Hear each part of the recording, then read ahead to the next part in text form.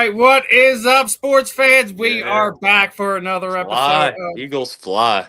the JNS Philadelphia Sports Stop. I'm your host, as always, Stephen Rychel, and no stranger to my right is Mr. Justin Fiorillo. First and foremost, I got to give you some love, brother. I really appreciate what you did for me this weekend. You know, getting the McNabb autograph. What was your feel and experience of this year's Philadelphia Sports Show? I'm sure you're no stranger to down there, but like Yeah. obviously that's where you started your weekend. So kind of give me a rundown on your experience down the Philadelphia Card Show and the behind the scenes of some of the charitable work you were doing with Seth Joyner and everything else you did this week.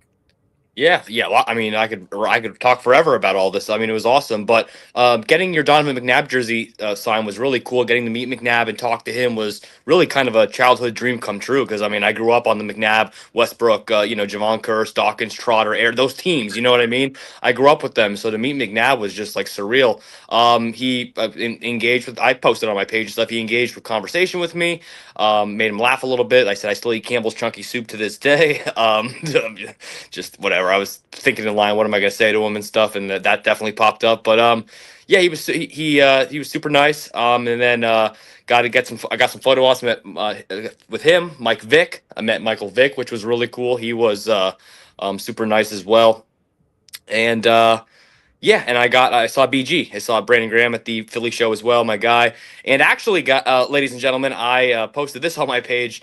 I said you're due for a sack one of these days when I saw him, and hey, well, 2 days later, a day and a half later, whatever, he had two sacks. So congrats to him on that. What an incredible performance he had in the game against the Raiders. But it was really cool to actually have that moment. And I meant it. I said, I've been watching him play, and I know, he's not getting a whole lot of playing time. And I know he's had some down moments. I know he had some penalties too and stuff, but he's getting off the ball. He has that energy. You know what I mean? And I told him, I said, you're getting off the ball quick, and you're going to make a sack one of these days. And he said, I appreciate that. But the most important thing he said, Steve, was we're going to win. We're going to win. We're going to win.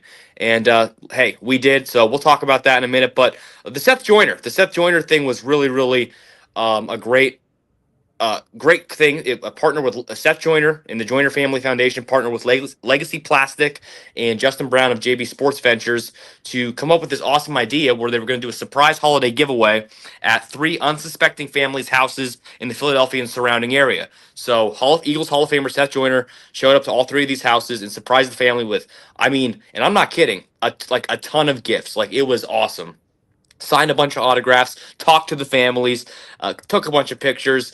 It was like he was just like everybody's uncle, kind of. It was awesome. I mean, just to see the reactions on everybody. We had a great media team involved to capture it, and it was a great time for really a great cause for the Joyner Family Foundation. So how do they go about picking those families? Is it just somebody they have to submit some things? I wish yeah, great question. I wish I knew the actual answer, but I do know through Justin Brown of JB Sports Ventures, Legacy Plastic, and Seth Joyner, his wife Kendra, and the Joyner Family Foundation, they came up with a way to pick the three families, and everybody there was given a sheet with the addresses, where to go, the names of the family, and it was totally a surprise, totally unexpected, raw reactions to this, and it was so genuine. A lot of tears were shed. I'm It was sure. yeah, yeah, You're man. you're thinking like, oh, what I'm gonna do? My kids ain't gonna have anything on the tree, and next thing you know, Seth Joyner and a bunch of media people show Yeah, up at your door, blessing you yeah. with a happy holidays. There's you can't put a dollar amount to that. You can't there's nothing I'm sure that they can express how Seth truly gave them something special this year. It's awesome to hear stories like that. It's awesome that you were able to be there firsthand. Like I said, Yeah. that's another kind of Yeah. once in a lifetime type thing. So you've been And having a lot of those moments lately, brother. oh yeah, well actually, speak of the devil, tomorrow morning I'm doing an event at the Parksburg Point with Kenny Yeboah, current tight end on the Detroit Lions, former New York Jet. So I was with him actually last week for a couple events and stuff. So I'm starting to do some work with Kenny, and he's a really nice guy. And he's not an Eagle player; it's a whole long story. But I want to thank Justin Brown of JB Sports Ventures for that as well, for that opportunity to work Yeah, with him. man, So Justin's awesome. I already said it. Yeah. Blessed me with the opportunity to talk to Ricky over the Oh summer. yeah, Ricky Waters too. Yeah, and you guys did a great interview with Ricky. So yeah, we both give credit to Justin. Thank you. Yes, absolutely not.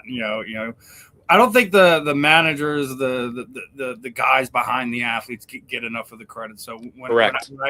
when I can tip my cap to them, I'm definitely going to. So. And hey, Steve, speaking of tipping your cap, that's a perfect segue. Do you see what my fly hat I Yeah, usually wear I on here know. has I now? seen you got it signed this weekend, man. Look at that, ladies and gentlemen. That is Brandon Graham's autograph. I wish you'd have And told me I you were am here. not usually going to wear this out anymore, but I'm going to wear it on today for our, celebrate him. So. I wish you would told me that. I'd have given you one of the Super Bowl hats that I have. Oh. Oh shoot! Yeah, yeah. Hey, everybody! Me and Steve actually met for the first time in person just a couple days ago. Yeah. Believe it or not, if you think we've actually met, we actually never did. So, we did. That was sometimes it becomes a big world, becomes a small world. So. Yeah. It was a good time though. Got the McNabb jersey signed. I'm gonna get it back to you here shortly, right before the holidays here, and yeah, it was fun. Now let's dive into it. And before we get into that, we were talking about Eagles legends and everything like that. Did you hear what's going on with Fletcher Cox these days? What? Not maybe so not. Did you hear? He has a drag racing team, and he was officially named the rookie of the year for in his respective class. He got the award last night. It's very rare. He's the drag. He races the car. Wow. Career that's almost as good as your first career. Wow. And he's a pro drag racer. He was always a muscle car guy, but to see him at this level this fast, after what, we're not even in year 3 of his retirement. Yeah, we're not even in year 3. Like, come on, man. Like that. Like, again, caps off to the big Fletch, man. He's doing his thing in the NHRA world, and rookie of the year. Obviously, it wasn't something that he was able to capture as a professional football player, but he got it in drag racing. Now I wonder how much of if he got that award based off he has a big name from his football days, or if he's actually genuinely that good. He's supposed to be that good. A lot of races. He's doing quarter mile passes in 3.94 seconds was almost like his average throughout the season. So he not only having a drag race team, but a top level drag racing team when you're winning events and doing things like that. You never know. In 5 years, we could be talking about Fletcher Cox, how we talk about John Forrest when it comes to the drag racing world. So. Steve, you would know a lot more. You would know a lot more about that than I would. What was that, brother? You would know a lot more about that racing, that specific racing world than I would. I don't know a whole lot. I'm not going to act like I do, but I've been paying a little bit more attention since Fletch has done that. I don't know if you're aware of this. He bought Atco Raceway about a year and a half ago. That's a raceway that was basically abandoned there in New Jersey. When I was a teenager, that's where we used to go run our cars. Like wanted to see what just did some mods to our cars. We wanted to see what it ran in a quarter and things of that nature, and not having to worry about getting pulled over by cops. We'd take the cars over to Atco. So I think he's doing some good things. I wanted to make sure that we talked about it today. There's a lot of stuff going on in Philadelphia sports right now, and I just wanted to make sure that Fletch is still getting his love. He's not on the active roster anymore, but he's definitely not forgotten by the Philadelphia fan base. So, Fletch is doing some big things in the top fuel, NHRA world. So, man, that's awesome. Hey, Fletcher Cox Racing versus Joe Gibbs Racing. Who you got? Listen, I'm never going to go with the Redskin. I love Gibbsy. It is pretty crazy that he's. I was just thinking of that though as we were talking about this. Yeah, well, he's had bigger ones in NASCAR, there's some other stuff going on in the NASCAR world right now, but as far as the NHRA world, Fletcher Cox is taking it by storm this year. And, he's easily my favorite driver, bro. I would hope so at this point in time, considering you said you don't know much about it. So I don't think any of the other drivers are Eagles, probably potential Hall of Famers. So Yeah, exactly. So as we're getting into this, obviously, when we were on last week, it was just before the Monday night game, and we made some predictions. And if you remember, what did I say? Who's going to be the X factor over the next few weeks? I said it was going to be Dallas Goedert. He did show up not only in the Monday night game, but he showed up big time yesterday against the Las Vegas Raiders. So at least I'm right on that point. We still haven't seen or heard from Jahan Dotson. So yeah, but you know what? He'll have his moments. I remember like week one, especially like he had that giant bomb from Hurts. Remember against the Cowboys, and like he'll have he has those big plays in him. I mean it's crazy. And look, Dallas Goedert, yesterday he had 2 touchdowns. Should have had 3. One of them dropped in the end zone. He needs to clean that up, and that's one of those things, man. Like, great game. You felt like they did everything they were supposed to, but Dallas can't drop that. Especially as we're getting. He's hanging around AJ Brown too much with the drops. Don't say that, brother. I know. I'm kidding. AJ Brown had a great play. He had a great touchdown pass. So I'm just going off the Chargers game because we're kind of talking about both games. I said, AJ's been getting off and they've been losing. I think when they have a balanced offense and everything is spread around equally to everyone, you're making sure Dallas Goedert gets in the game. You're making sure you're taking your shots when you can with Devontae Smith. That you're also sprinkling AJ into all that and keeping a bit like obviously, Saquon had the big run Monday night. Did pretty well yesterday against a Raiders team who was basically has a terrible defense, but their run defense is one of the tops in the league, surprisingly enough. And didn't have the home run ball, but he definitely like I said, I feel that they're on the right track. Like we said, I felt like they should have won the Monday night game despite how terrible it was, despite all the turnovers. They were in overtime with a chance to score. Another tip ball. If you take away those 2 tip balls, it's probably a different ball game. You got to get give the respect to the Chargers defense. They came ready to play. They came to protect their house. We talked about it already. On this program, you win the turnover battle, you win the game. You protect the ball, you have a better chance of winning those closer games. Mm-hmm.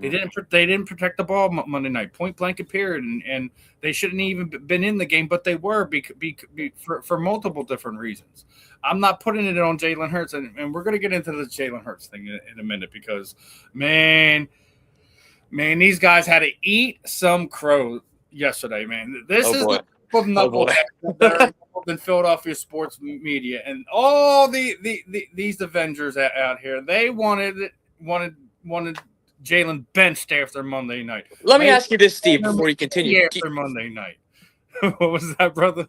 Well, let me ask you this before you continue. Do you think like all 6 of them, do you actually believe, because it's almost too unfathomable to me, do you really believe they believe that? Or do you believe it's more so clickbait stuff and it's their job and kind of generate the views? Listen, our boy talked about it last night. We were just talking about Seth Joyner, right? He was tearing into WIP last night. Hardcore. Yeah. He went, he went all in on AJ Brown or earlier in the season. And I didn't think Seth was particularly wrong with what he was trying to say. Wasn't sitting there saying, AJ Brown's this terrible teammate. Is that he basically sitting there saying it's not the right place or time to kind of put that message out into the media world as it was going about. There's ways that he could have had those conversations and addressed those things without us ever knowing about it. Sure. I thought Seth was right about that with how he was going about it. And I think he's right about what we're seeing out of I'm not even going to name the program or their names because I'm not giving them the time of day.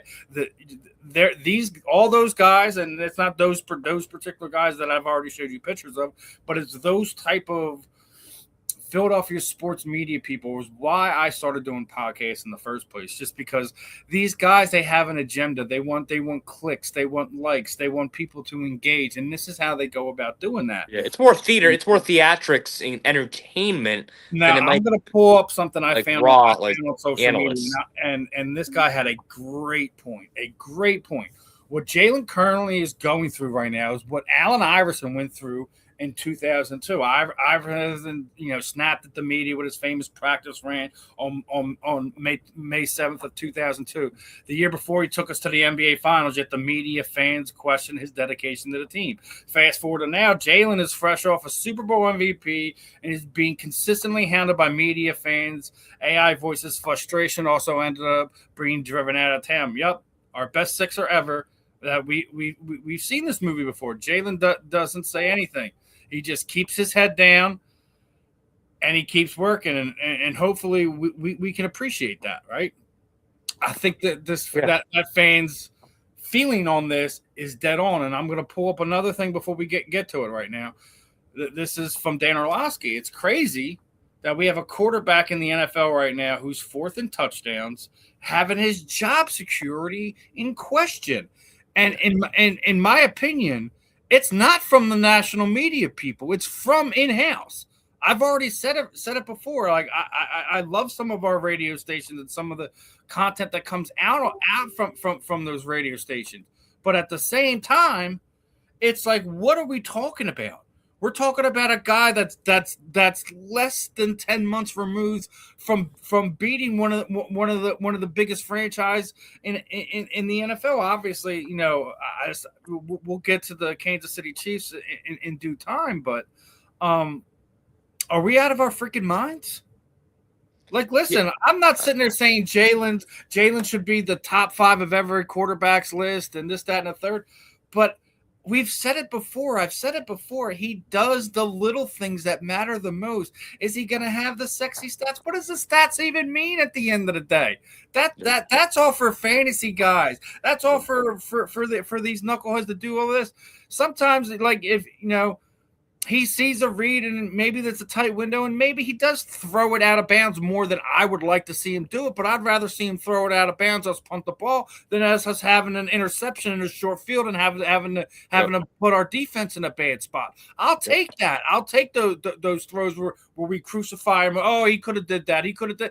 We're the armchair quarterbacks at this point in time. They're seeing, like, other times that I think that he should go through his progressions and see the field better. Yes, but we've already talked about we feel that the offensive line hasn't been playing up to par.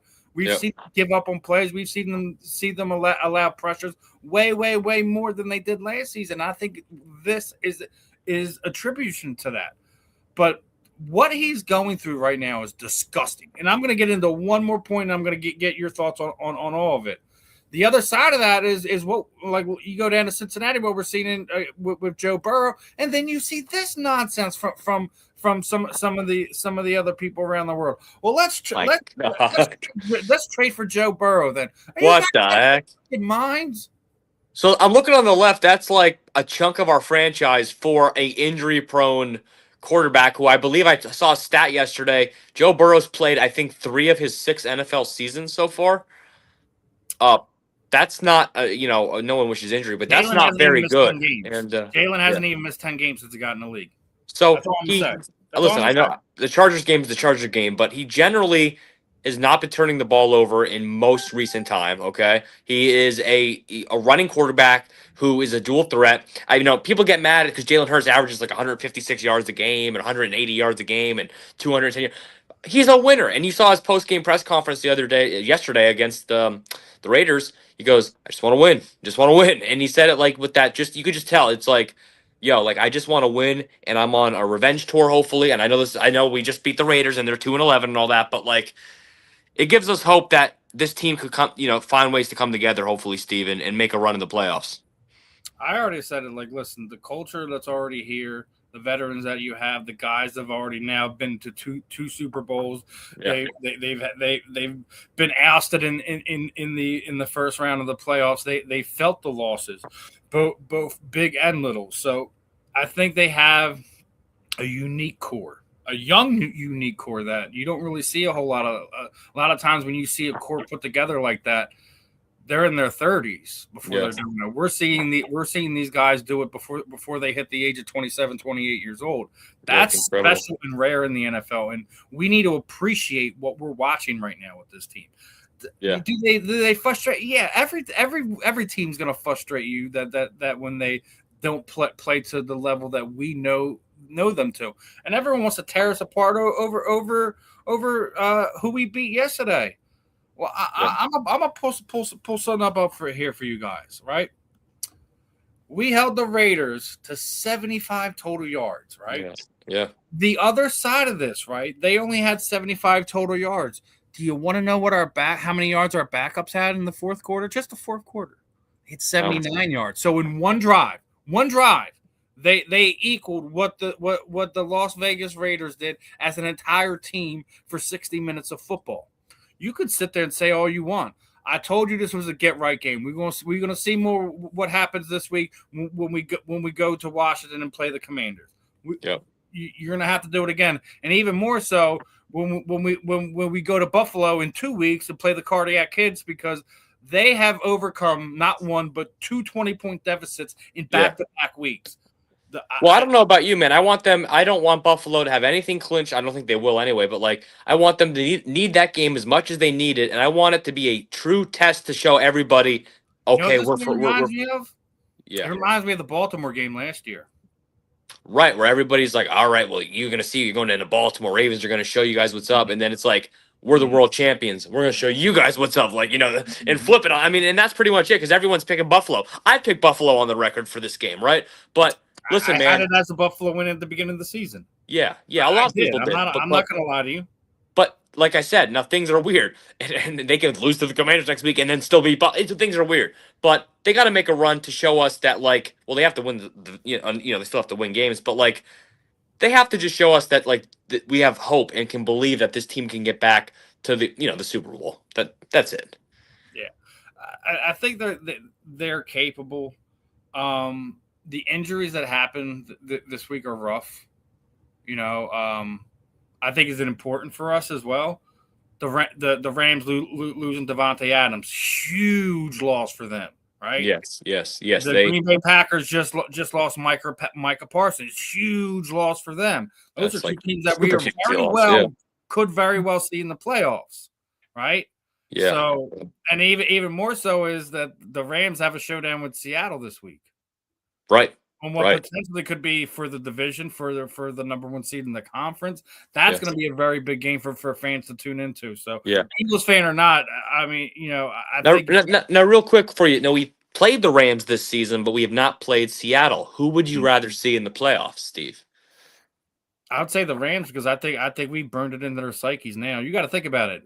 We've seen them 3 out of the last 4 years. And the only one you'd rather face the Rams. Interesting. The only one that was close was the playoff game here. Right. We blew them out. We blew them out. Twice in their building. Mm-hmm. The 2 previous years, right? Mm-hmm. Nick Sirianni hasn't lost to Sean McVay. I think he's 4-0. And true. It's gonna be interesting. It's gonna be fun. Yeah. Now, which one of it, Paul? Which one is it? Is it my Phillies hat, or is it Justin's fly Eagles fly hat? It's definitely your Phillies hat, man. with the with the Brandon Graham autograph on. They're both cool hats. I appreciate you. Appreciate you, Paul. Thank you. So, thank you, Paul. So, I mean, listen. I'm not wearing this outside. I'm not trying to ruin this, but man, that needs to go. It needs to go behind your head right now, Steve, and go up on the wall.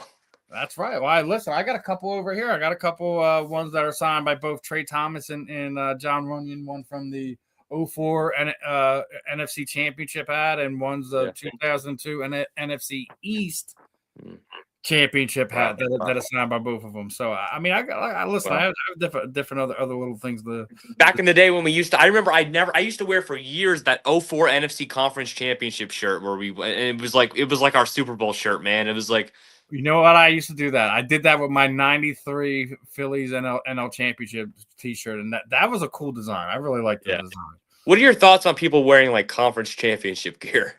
Listen, whatever gear you wear. I mean, I have nothing against it. But we are superstitious fools, man. There's guys that wear the same. there's guys that I know that there's guys out there that wear the same boxers every game. They're Yeah. wholly falling apart. Oh They no, yeah. coming apart. They still gonna wear it to the game because they're Yeah. superstitious fools, man. Yeah. So You gotta listen, believe in some of that stuff. some people do, man. Some people do. I mean, I will. Whatever it is you feel that is fitting your style, whatever, wear it, man. Like wear it. Like I'm not going to um worry about those things. So I mean, we all have our things that we like to wear, cling to, etc. So um now getting back into this Eagles game. Not only 31 point shutout, 75 yards. Do you know it was the second fastest game on record in the NFL? It was only 2 hours and 31 minutes. Steve, I was there, and it definitely it was a fun, quick experience. It was pretty much a beatdown that was quick enough to get everybody home safe in time for dinner. So yeah, man, it was awesome. Well, it was cold as shit outside. I'm sorry. Yeah, dude. It was so cold and windy and not really snowing, but freezing. But dude, how about that though? Yeah. Now, what were your overall thoughts? You felt the defense looked great, the offense looked great, or was it? Do you feel it was a complete game for the first time for the season? I'd say it was if it was on a school grading system, it would probably be an A minus. Okay, but the reason it wasn't an A or an A plus would be I saw a lot of good things from a lot of really good things from the offense, and the defense. Look, the defense is unbelievably good. They're playing historically good right now, so that's a good sign. But I saw a lot of Barkley runs. I mean, I know he had his touchdown, but that just kind of just went up his HB inside zones again.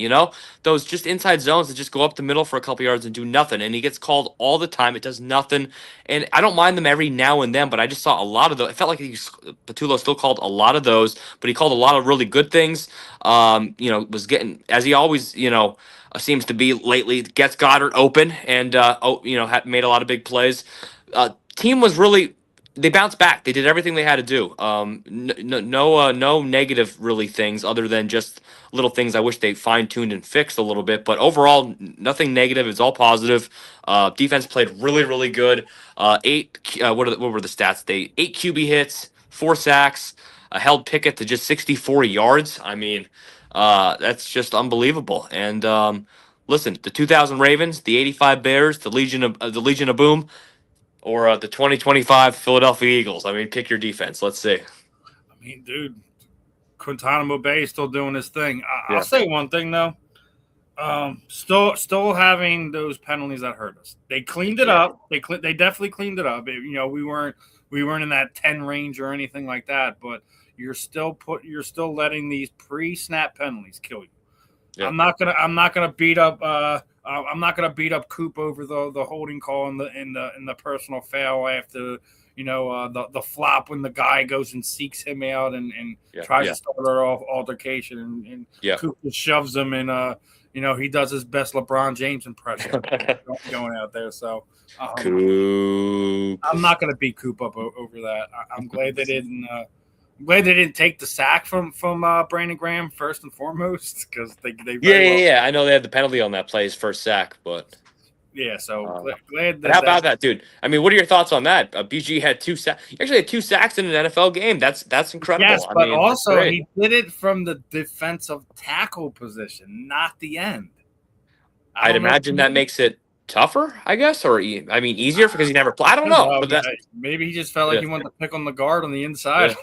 Yeah. Hey, dude, maybe he should play there a little bit more often. Maybe. But also, you got to remember when we used to run that NASCAR set, he used to go inside and play defensive tackle. I mean, dude, wherever he plays, he's just going to play with energy and a high motor. So that's the key. You know what I mean? So I was happy to see the BG sack dance after the. Dude! Everything's all said and done. So. Listen, I record every play, or I would be doing it. Try to do it too. Yeah. Nice. Steve Graham. There he is, everybody. Oh, Steve man, Jesus Graham. Christ. All right.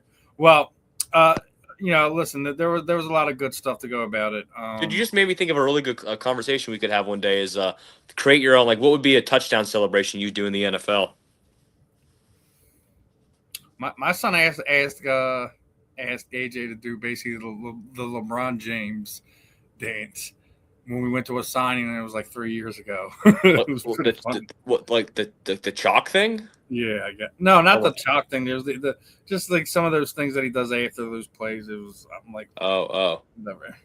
Then he wound up doing it in the playoffs, and Oh, my, wow. my son goes running over to me. He was like, "He did it! He did it!" I'm like, "What are you talking about?" I'm like, "I guarantee you that has nothing to do with the fact that you said something to him 3 months ago about him doing that thing."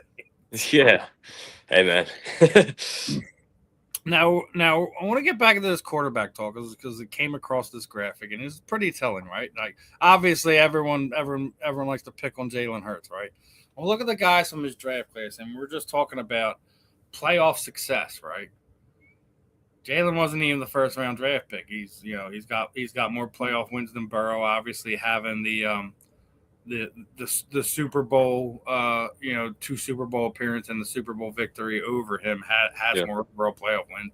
Jordan Love gets on the list, but Justin Herbert, no. Tua Yeah. Tagovailoa, no. Yeah. No playoff wins. So Yeah.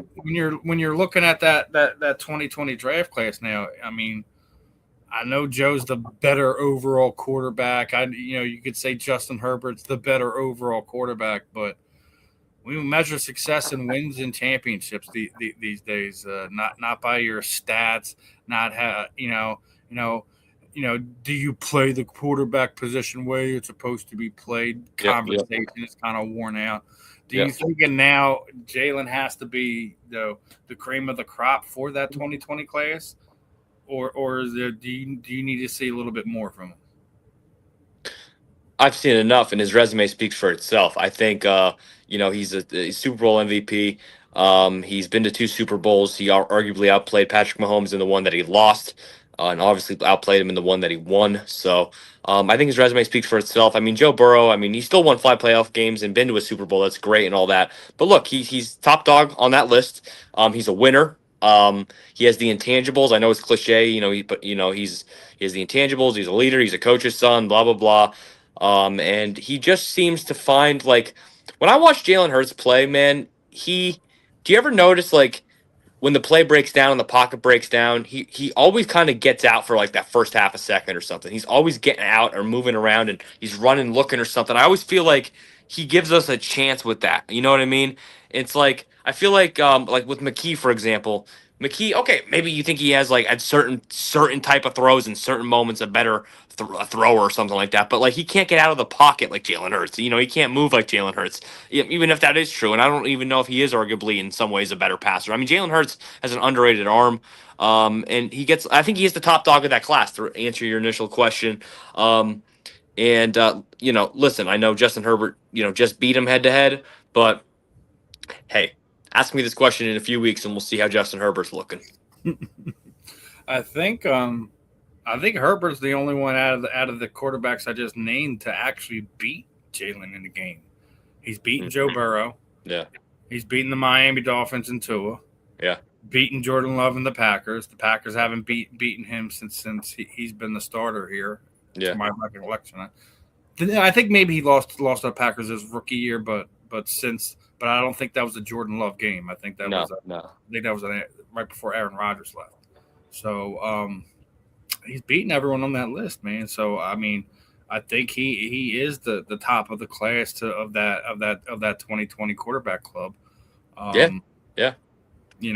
and even more so, like I came across this, I found this absolutely hilarious. Right, when you look at the most viewed team pages via state, man, how is it that the Eagles are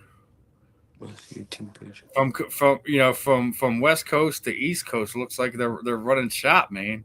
I guess when you win the Super Bowl, that's the kind of stuff just it happens, man. You just probably, and I'd be curious to see a worldwide graphic to see it all over the world too. I'm being But interested to see, but I came across this one. I mean, I'm trying to look, look. Well, I mean, you could see. So what is this? Most it's not. Is it? It's saying most viewed team page. Like yeah. so. I mean, kind of like fans. Kind of like just like see who they look at the most. Yeah. Mhm. So okay. I mean, there are a lot of them are in their states, but a lot of we've taken over a lot of states too. How The the whole hell did we get dude. We're California? like we're the new SEC apparently. Yeah, right. Look down the on the East Coast, down the bottom there, Florida. Yeah, yeah. What the look what? Oh God, we can't have more Eagle fans go to Florida. Florida Well, man meets Eagle man. that's the basic retirement place for most Philadelphia people. They go Yeah. down to Florida, Trying to man. see what is that? Alaska out there with the Chiefs? Yes, I the Chiefs don't know got. why we failed to get Alaska. That's interesting. Well, we would almost have the entire West Coast if it wasn't Yeah. for Washington. If you look, it was obviously Yeah, those little damn buggers. well, they love their foot. We were just talking about how good the Seahawks are. So Yeah. Look at not the surprised. I'm trying to see the Titans, Browns. No, interesting. We took over the Steelers. Well, only one of us was going to take the state, so obviously it was us. Yeah. Cool. Interesting little graphic there. I was just gonna say Yeah. say that much now. Now I want to get your thoughts on this, right? Obviously we like to talk about all sports, so I want to know what your Philadelphia sports hierarchy is. This graphic made me come across it, and I want to see if you feel this way. Eagles are kings of Philadelphia, right? The Hmm. Phillies are the prince who's next in line. The Sixers are the court jester, and the Flyers are the redheaded stepchild that nobody even remembers anymore. Is Oh, that a fair interpretation, or would are you we? kind Now of? we're not talking about like right now in the season. We're talking about over like the history of these teams. Like people like. Are you saying like the city roots for the Eagles the most passionate and I'm just hardest? saying, Right. we're not talking about just right now. Just in general, the In sport, general. Okay. how sports in the city of Philadelphia is Yeah. considered. Yeah. I would Um. actually flip flop the Flyers and Sixers between third and fourth. I think at this point in time, I think people are more in on what the Flyers are doing than what the Sixers have done. Yeah, yeah, the Flyers definitely have all the hype going for them right now and stuff, and the Sixers have yet to prove. I mean, the Flyers, I guess, technically haven't proved it recently either. But I'm saying I could agree with that flip. Yeah, I'll start with. I think we would both agree. I think the Eagles as the kings of Philly kind of is probably true. I would say at least for me it is, and I mean maybe not, but for most people, but um, for most people and for me I think it is, and yeah, I think that's kind of the graphs kind of with the little captions are. Uh, kind of funny, kind of accurate. I'll tell you, I mean, a little just to segue off it, like my personal hierarchy of favorite Philly sports, like I'm an Eagles fan first, and then I actually root for the Sixers in basketball second. My most passionate, what I love the most, and then Phillies third, Flyers fourth. But I pull for all four of them, like you know, Always, man. I'll so say it right why now. not? So But if the playoffs started today, the Flyers would be a wild card team. That's yeah, all I got to say. Listen, we how about were it? we were what a few years ago from being like the number one overall seed in the draft. So I mean, that's an impressive turnaround. Yeah, man. How everything was going under Johnny T, man, and we had to get him out of town. That the him and the players just weren't. It wasn't going to work. It just wasn't going to work. So. Yep, yep, Um, yep. New manager, things happen. Now, this is something I came across. I wanted to get your thoughts on this, right? So, for people who don't know, obviously, we're most known for the Rocky statue, right? Yeah, Now, it has been on a kind of an open loan for the longest time, right? yeah. That Sylvester Stallone has allowed it to be here, et cetera, et cetera. The I guess the language in the contract was about to come to an end, and they weren't going to continue to pay Stallone for whatever it was to keep it here. They were in the middle of getting ready to cast their own statue, right? And from the news report that I got this from is that Stallone heard about it and was like, you know what? Just keep it. Just So keep. so now the original Rocky statue is officially permanently part of the city of Philadelphia from this point moving forward. And I think the original Rocky Balboa, would have done the same thing. Let the city keep it. I think, you know. But this interesting, the whole thing. I mean, it's just. I mean, listen. The man made some of the greatest movies of all time. If he wants his own statue back, I'm glad I already was able to get my photos down at the Rocky statue. He can have it back anytime he wants. I could care less. You are Sylvester Stallone, sir. I don't care, man. You made Rocky. But No, no, I don't want I'm him to glad have he it let us back. keep it. You see I'm the so bad happy, luck the man. teams have as soon as they touch the Rocky statue anymore. It's a Yeah. guaranteed loss. Go I look at the stats. I think there's only one I time know. that an opposing team's fan has put their gear on the Rocky statue. Has the Eagles have won like it's like at 900%. Yeah, yeah. So leave the statue there. But Yeah. it's going to segue into my next point. Did you know that Prime is doing a adaptation of the events that surrounded the Rocky movie being made? Yeah. Yeah, I heard And it's like this weird kind of introspective, like it's about the making of it, kind of. yeah, yeah. But it's like a movie about the making of it. It's like almost like a movie within a movie type of thing. Yeah, yeah, Yeah, and it's pretty actually, neat. I mean, we hey, have I an mean, Eagles. whatever. We have a diehard Eagles fan. Scott Teller is actually playing. He's playing Uncle Paulie. Uncle Paulie, yeah, nice. So yeah, so I'm trying to get Scott on here to see if we can pick his brain and talk to him a little bit, but Yeah, that'd be cool. we'll see how the timing works out to see if we can get that happen. But interesting to see that we're getting a little movie about the making of Rocky. And for people Yeah, that don't know, like Sylvester Stallone betted on himself, and he kept betting on Black Man because they were trying to do everything they could to get him removed from being able to play Rocky. He would not give up the rights to his movie. He would not sell his script to anybody. It didn't matter how much money they threw at it. He knew that he had to do this, and I'm glad that he did. And we're gonna, I guess, in the next year or so, we'll see how it's adapted into this prime app movie. So looking yeah, forward to it. Definitely looking yeah, forward. yeah, for sure. I've watched every Creed movie, every Rocky movie. I'll watch anything about them. So I'll So check that out. what's your ranking? What's your top three? It could be I have a very controversial favorite Rocky movie. what's that? Well, it certainly is not number 5. I'll start there. People, it is probably How my dare bottom of the you list. insult Tommy Morrison like Yeah, that? yeah, Tommy Morris. Rocky got you outside that bar, man, and you know what happened. Listen, I go Rocky 3 is my favorite. I'm a big fan of Rocky 3. I love the storyline of it and all that. I love just the stuff about it. I like Rocky 2 as my second favorite.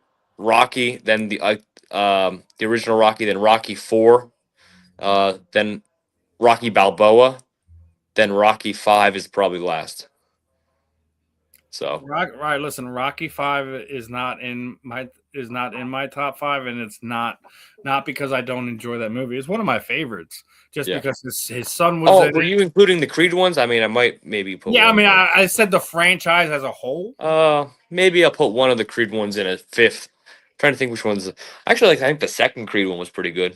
Yeah, I that's like the second one actually. I just like the little bit the plot line better. Some of the training montage. I don't know, it's better. Rocky 4 is my Oh, best. Rocky 4, nice. Just dude, the soundtrack, Mm, Apollo dying, yeah. everything everyone's putting him down. He's going against a steroid freak in a Russian fighter that's twice his size. I mean, there was Yeah. just like literally like everything you could put against them was I know. against them. And such a cool training Adrian montage when he's out there like Adrian wasn't believing in him and all this yeah, other stuff. Like yeah. yeah, the training montage, him in the mountains, it's just It's so dude, epic because it's like him as a heart with just like a man with heart. He has nothing else, right? And he's just working out in the elements. And then you got the pumped up technology, steroids, Drago with all the machinery and shit. And it's like it's such a metaphor, right? It's like it gets me so pumped up, bro. yeah, like that's one Great, of my great movie, favorites. man. Great movie. I know a lot of people don't like it, but the scene with with Rocky and his son when he's trying to talk him out of the fight. It's Yeah. just that's Yeah. it's just that whoever wrote that scene where there was Sylvester Stallone or one of the other writers, like they hit that on the You're head. talking about in Rocky Balboa, like the older one, like the one he's Yeah, old. yeah, yeah. Yeah. When they're That's a doing, great movie, actually. Very underrated. I mean, so many great moments in that movie. I mean, he doesn't win and stuff like that. He didn't need a win. He didn't need a win. He just that's I thought that was like so cool. Since when he's it's talking the first one, he didn't win either. when he's talking with the trainer and they're going over the things he can do and the things he can't do. It was freaking awesome. Yeah, right. Hey, man, Rocky got a little bit older in that movie, but he was Yeah, but it was fun, the man. boxing, the fighting in that actual when he faced Mason And Dixon, it was whatever. Antonio Tarver. Everyone Antonio, forgets about Antonio Tarver. a real boxer, or Mason the Lion Dixon or whatever. But the boxing choreography in that final, like the fight, was actually really good boxing fight, like choreography. It looked real as hell. It might have been kind of real. I don't even know, dude. I don't know. Yeah. There's a rumor that a lot that they let a lot of the stuff go. Like Yeah. that's why a lot of people like four is because Yeah. when him and Dolph Lundgren were shooting them scenes, they were fighting. They were fighting, and Rocky was put, and Sylvester Stallone was put in the hospital for 10 days. Had to stop shooting and whole thing because he had a collapsed lung, a broken rib, all this other like. So it's like, and for people that don't know, is in the first movie of the first Creed movie, they Michael B. Jordan that scene that he gets dropped, that he got knocked out. He didn't get dropped. He got knocked out clean cold with a punch from a professional boxer. Yeah, So yeah. like that's why I think the Rocky scenes are a little special when we're talking about it. Like obviously we're Philadelphians. It's always going to be special to us because Rocky's a part of us because He's a god, bro. It originated here. But I Yeah. mean it's one of the things I just think is it's uniquely cool. I think. Yeah. It's going to be 100 years before people in this city stop talking about those movies, and may even be harder than that considering like we're about to get another type of movie on the behind the scenes on it. But yeah. Don't want to dwell on that too much. I want to kind of quick get through these last few topics. I know last week was MLB baseball's Hall of Fame entry, and they brought in Jeff Kent, and I think that opens the door for our man, Mr. Chase Utley, because now having him in there, I think gives Chase more of a foothold to potentially get in. A lot of people are like, oh, he doesn't have the hits, he doesn't have the home runs, he doesn't have this, he doesn't have that. If Jeff Kent just got in, then Chase Utley should be in. Yeah. I mean, Chase Utley definitely has the name. I'd have to maybe I don't know if you ever have this or maybe you can look it up we look it up is like see his stats compared to other Hall of Famers at his position, Chase Utley, and see how he compares. Just gave him the door to get in my opinion.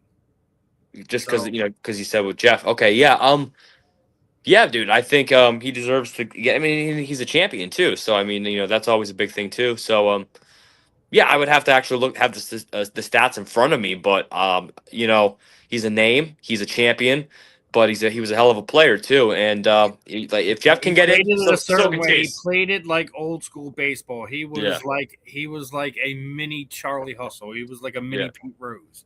And I think that's why this city kind of endeared himself to us.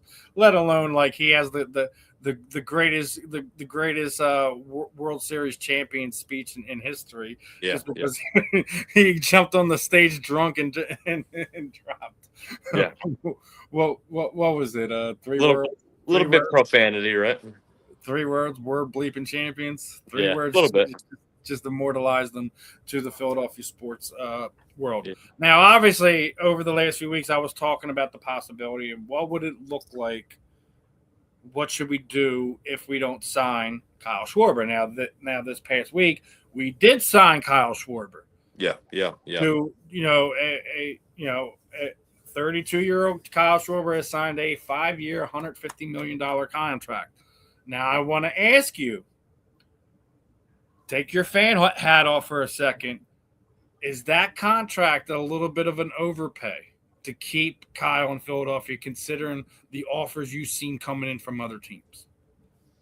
Might be a little bit at first first instinct thought, but I mean, time will tell. Time will tell, man. And Schwarber he can be productive. We need the Listen, hitting. We need the I'm hitting going to from him. pull I this love the up for Schwarber. you. You said, can he can be productive? All time, the first 4 seasons with the team. That's a pretty impressive group to be in. Listen, I already There said you go. I mean, there it's you going to go. be hard to replace his production if he went elsewhere. Yeah. There's only 2 guys in Major League Baseball history that has hit more home runs with the team their first 4 years with them. So, listen, he's going to produce.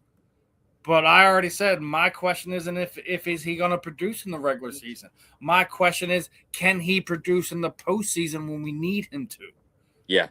That's kind of the only other question. But the other side of it, as they were, overpay, things like that, there's the other side of it that why Kyle was special to this city, and this is why. That basically he's going to donate $150K per season to Philadelphia Phillies charities through that 5-year contract. So not only did he get his bag, but he's also first thing he announced after the fact is, hey, yeah, I know I got this contract, but each of the next 5 years I'm going to donate $150,000 to whatever charities the Phillies feels like it should go to. I mean, Again, incredible. What an incredible thing. Yeah. Listen, amazing human being. He's going to retire a Philly. Couldn't happen to a nicer guy. Couldn't be happier that he gets his contract. I just hope when we get into those last 2 years of the contract, it doesn't hurt us. Now, that being said, there's a contract on the table for JT Realmuto that's going to be about $100 million as well. Mm-hmm. Looks like it's going to be a 3-year contract that he might accept. Now, this means we're going to have to get really interesting on how we're going to make this team better, and we're going to have to make some trades. Yeah. Now, what are we going to do with Trey Turner? That's what I was going to ask you. You think I'm right now by saying that Trey might be the odd man out to potentially bring in another pitcher, etc. Yeah, I think it's going to have to be a bat. I think we're loaded with pitcher, and I think we're good there. Yeah, I would probably say so, and it's unfortunate. I mean, it's funny how we've talked about this every episode the last couple of weeks, and you've brought up Schwarber, and there's a chance now that Schwarber and JT might stay now together. That's the second thing that Kyle Schwarber did. It was called JT. It was like, yo, yeah, signing that contract, brother. Yeah. So, look, someone's going for this offseason, and it's just they can't give Nick Castellanos away apparently. yeah, right. Well, Castellanos seems to only play good when there's like a big national tragedy event going on. So Castellanos means. You're so right. Yeah, right. He does, like when all eyes are on on the sports world because something is going on. He winds up Castellanos. Not just a home run. He hits a grand slam. He'll have a multi-home run game, playing out of his mind. Yeah. It's like where have you been hiding this dude at, Nick? Yeah, he's still in you. What's going on? So very inconsistent is our point. So I don't know, man. Someone's gonna go. But look, if Schwarber and JT stay, can't really be too upset with that core to stay. I mean, that's still a good core to keep. So, in the sense that you still have Harper and all that. Here's the last one. Now, the other thing that you can do besides of trade is go and look at international wise. And one of the pitching prospects basically said he wants to be one of the guys that takes down the Los Angeles Dodgers. Who's this guy here? I want to take them down. Playing together with players like Ohtani. All right, well, we need to sign evil villain Ohtani right now to the Phillies. Evil villain Ohtani. I'm not even gonna try to pronounce his name. I need to hear it first before I even try to go. It's like Tatastu or something like that. I just know. Like, listen, we need. Hey man, he just said one quote. It's enough for me. Let's get him on the team. Exactly, man. So bring him in. Why haven't we gotten him in for a workout yet? He's trying to take Evil Empire #2 down. Let's sign him. Let's sign him, man. Why Listen, not? that's the only way you're gonna get guys is you think outside the box. You find stuff guys like him that are international players that don't want to sign with one of these bigger franchises. We're trying to become one of these bigger franchises. You need a guy like that. Yeah. And then you see that bulletin board material right there. How do you not sign up for that, man? He wants to be known for being taking down the Dodgers. I mean, come on. You're a Yeah, Phillies man. fan. Hey, No, man. knowing you see the landscape that what's going on right now. How do you not have his agent on speed dial? Like, hey, what's going on, guys? What are you Does looking at? 2 year, 3 year, four what do year? you? My question is, what do you got to lose? Give him a call. Just give him a call. Exactly. Yeah, exactly. It's gonna be fun now. Last 5 minutes, we haven't gotten a chance to do this in a while. Commanders Sunday. They're a beat up team. They're a broken team. They're out Yeah. of the, they're Yeah. out of the playoffs. We just watched Jaden Daniels get that arm nicked up again Yeah. last week, and Mariota had to finish the game. Yeah. What are your thoughts on Sunday? What's your early week prediction? What do you want to see? What do you feel like it's going to be? Well, my thoughts kind of are, I think most Eagle fans' obvious thoughts is that we're just going to continue this new wave of positive momentum and get the job done and win the game pretty easily. I think it should be the outcome of this game. They're dealing with a lot of injuries and whatnot. I know we have our little bit of fair share of injuries, but I mean, we still got to win the games. We still got to win some games, seeding and seal the division. I think we win this week. We do now with Dallas losing. I think it's pretty much a given, but still got to make it official. Be nice to celebrate the NFC East championship, like actually next week or whatever. So that'd be cool. So a lot to play for still, obviously, and you got to play with momentum and keep showing us belief and get reps in, get practice in of the type of offensive plays and designs and stuff that you want to do when it's go time in the playoffs. And you're facing those teams like the Rams and the Packers and the Seahawks and the Niners and shit like that. So yeah. Um, I'm gonna go against you. I don't think it's gonna be an easy game. I don't think it's going to be, one of those things where, we got our guys, our backups in the fourth quarter going in. It's a divisional game. Mm. One thing I will agree with, I want to win the NFC East title in their house first and foremost. I do. All that nonsense that not just they were remember what happened this time last year when they knocked Jalen out and they were smelling themselves. They were feeling They good, beat us. right? They won the game. Yeah, they were. Yeah. So Yeah. how they went about winning that last year. Obviously, we got the last laugh in the NFC Championship game, Yeah. Yeah. but I want to go back into their house and give them a taste of their own medicine. Show them what a winning team really is. Yeah. I don't care what the score looks like. But no, I don't want to give any team any film on what we're going to do in the postseason. I don't. I want them to think we're this inept, terrible team and they can just do this and do that. And that's how they're going to stop us. Because then that's exactly how you're going to beat them. Because you don't give them film on stuff that you're going to do or you're going to do well. They're just going to think that this is how you are, and by the time they can counter it, too little, too late, and you wind up 2-3 scores, and there's nothing they can do about it. So really looking forward to this week. Yes, there's something to play for. Eliminating Dallas officially with a win. Winning the NFC title, being the first team since we did it in the early 2000s to win back-to-back NFC East championships is a big deal. Again, like I said, Almost break the curse. Kind of. It's been 20 something years. yeah, break the curse. However you have it, I think it's as you said, there's a lot to play for, but Yeah. last minute or show here on the show, Justin, just your final thoughts for tonight, and let everyone know where to follow you, what you got going on, things of that nature. The time is yours. Appreciate it. Instagram, Justin_Fiorillo 94. And on YouTube, I'm the Eagles wingman. So listen, the Eagles gave me hope. And we're gonna find out a lot against the Commanders in these last few games. But listen, man, I really actually I had like almost this dream the other day that like we're gonna make it back somehow, man. And come hell or high water, I think this team's going to find a way to make a run. Whether I think the minimum is, I think we're going to make an NFC Championship appearance. I really, really do. I really, really do. And I think we're going to win some. I think we're going to find a way. But we'll see. Those are my thoughts. Great time as always, Steve. A lot of fun. Always, try to get everything in within an hour. Sometimes we go a little bit over, and there's always plenty of stuff to talk about. I didn't get a chance to kind of really get into the Sixers or the Flyers tonight, but as we go through these last few months of the football season, that they'll become a little bit more prominent here on the JNS Philly Sports Stop. Again, guys, make sure you're checking Justin's content out.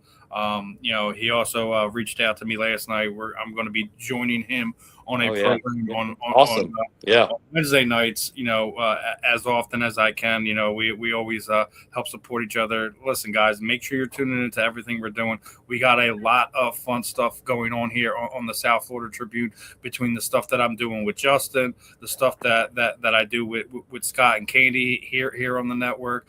I think we are just under 20K views away from the million views there on YouTube. We got the big giveaway I'm going to do. We're getting closer to 2K subscribers. Got another big giveaway I'm going to work on with that. One of the fighters I just interviewed last night, she said she wants to contribute to some of the some of the giveaway stuff that we're going to do. So we're going to send her out some gloves to sign, stuff like that. There's a lot of fun stuff that we're going to do. So make sure you guys are keeping up with the content both here on the network and me and Justin personally. We got a lot of fun stuff that we're going to do. A lot of interactive stuff for the fans. So please, guys, make sure you like, subscribe, share. Tell your aunt, tell your uncle, tell your grandma. Make sure they're tuning in and showing us some love in the chat room, on all the platforms of social media: Facebook, Instagram, YouTube, TikTok, whatever, X, whatever your platform of poison is. Appreciate everyone for tuning in tonight, and we are out of here. We will see you guys next week, hopefully, as the NFC East defending champions, my friend. Yes, sir. Go Birds. We out.